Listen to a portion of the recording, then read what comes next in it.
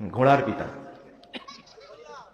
আপনারা আহলে হাদিস হয়েও যদি বলেন জাতির পিতা, তাহলে কেমনে চলবে?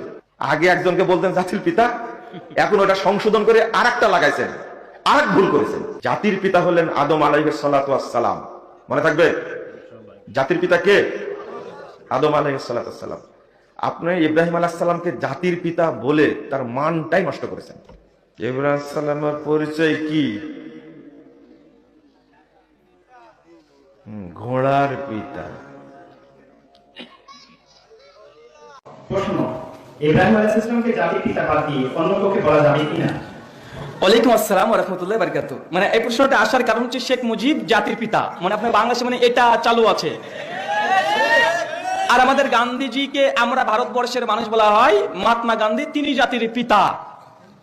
তবে আমি মনে করি যে একটা দিন একটা দুনিয়া, কি বললাম?